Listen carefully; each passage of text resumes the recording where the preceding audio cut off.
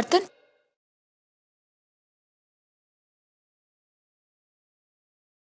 यशोदा, तुम कहो तो मैं कुछ सहायता करूं तुम्हारी?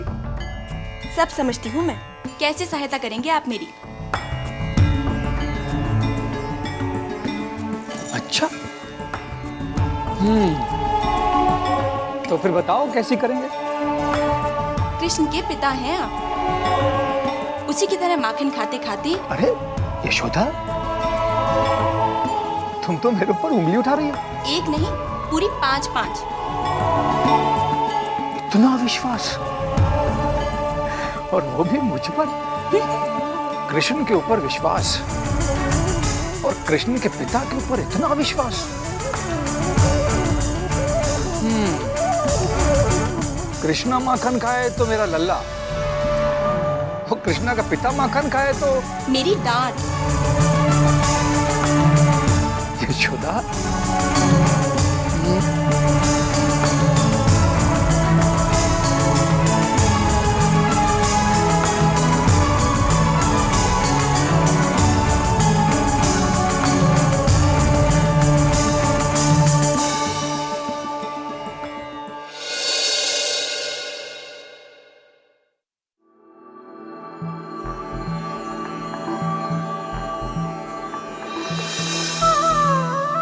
कह ही देती हूँ, माखन के बर्तन को हाथ भी मत लगाइएगा। पर यशोदा,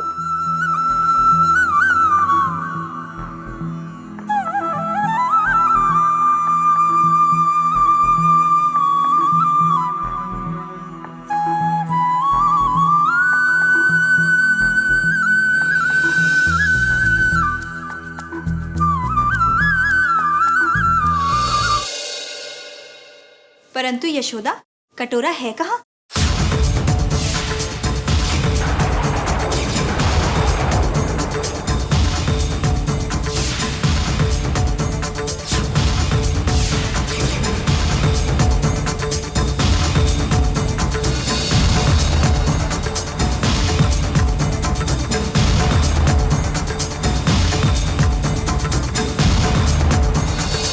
ये बर्तन वहां कैसे आया? हाँ, मैं भी वही सोच रहा हूँ।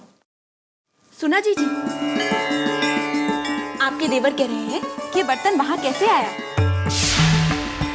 कदाचित भैया ने ही रखा होगा। अरे नहीं भाभी, मैं तो वहां इतनी दूर बैठा था, मैंने तो इसे छुआ तक भी नहीं। भैया, कहीं ऐसा तो नहीं कि आपका एक हाथ जो काम करता है वो दूसरे को पता ही नहीं चलता? क्या भाभी, आप भी मेरे ऊपर यशोदा की तरह आरोप लगा रही हैं? अरे मैं तो सच्चे मन से यशोदा की सहायता करने आया था। अच्छा, तो मैं भी सच्चे मन से आपसे कहना चाहती हूँ कि अब आप बाहर चले जाइए। बाहर गोकुलवासी आपकी प्रतीक्षा कर रहे हैं। उनकी समस्याओं का समाधान कीजिए, और वो भी सच्चे मन से।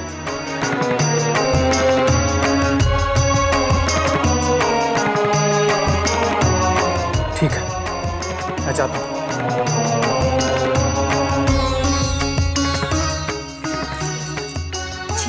सुनिए,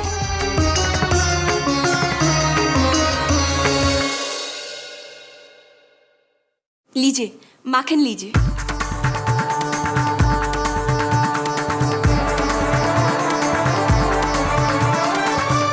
नहीं, मुझे नहीं चाहिए माखन। रुष्ट हुए हैं? रुष्ट हो भी तो क्या होगा? मेरी पत्नी थोड़ी मुझे मनाने वाली है, वो तो सिर्फ मुझे डांटती है बस।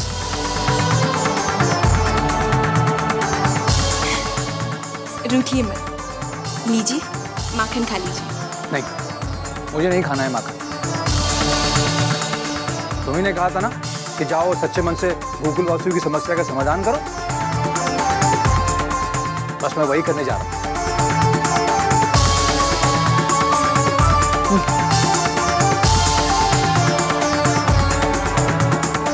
भैया को हम बाद में मनाएंगे। बात का बतंगड़ बन गया जीजी, इसलिए दुख हो रहा है। तुम उनकी चिंता मत करो, हम उन्हें माखन खिलाएंगे। फिलहाल तुम अंदर चलो। वसुधा और शांति पता नहीं किस बात पे झगड़ रही हैं।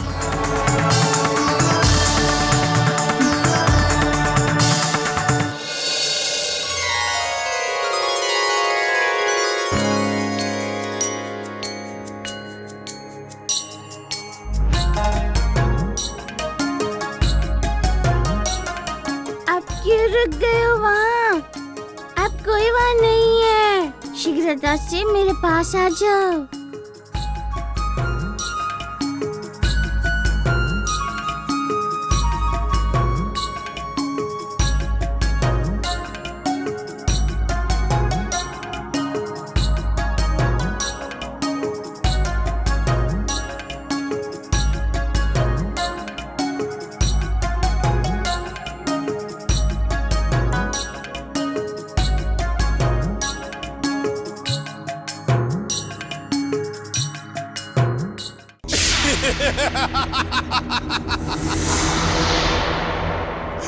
सुना तुमने केशनी?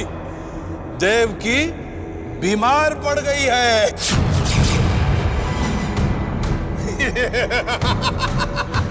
इसमें हंसने की क्या बात है महाराज? वो आपकी बहन है। बहन?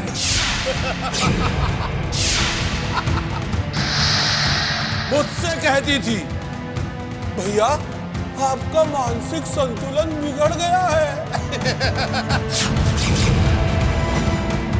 अब देखो, मृत्यु का केवल नाम सुनते ही मूर्छित हो गई। अब तुम देखना केशव, अतिशीघ्र वसुदेव भी बीमार होगा। फिर मेरे मृत्युदंड देने से पहले वो दोनों स्वयं मृत्यु के मुख में चले जाएंगे। महाराज कैसी बातें कर रहे हैं? वो दोनों आपके बहन और बहनोई हैं। नहीं केशव,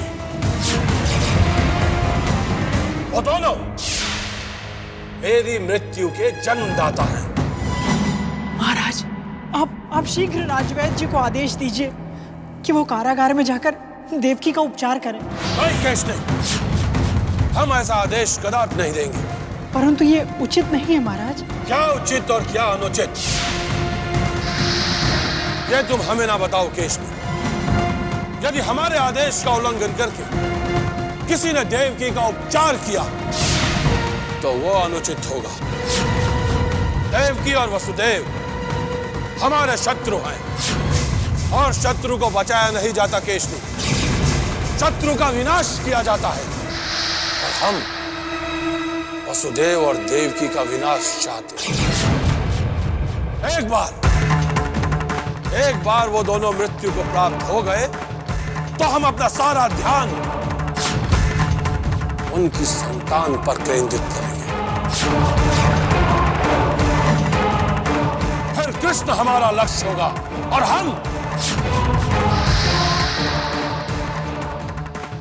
हम उस लक्ष्य का भेदन करेंगे। लक्ष्य का भेदन।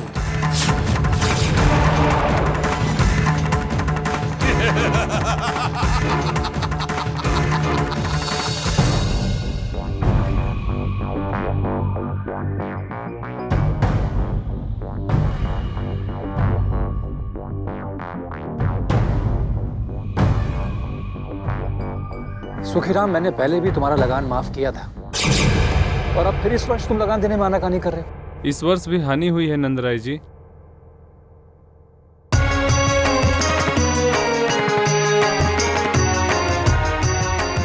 कई गायें मर गईं और फसलों को कीड़े लग गए।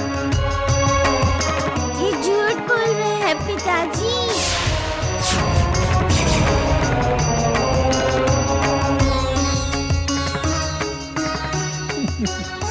अरे वाह, मैंने माखन खाया तो तुम्हारी मैया ने मुझे कितना डांटा और तुम तो लबालब माखन खा रहे हो।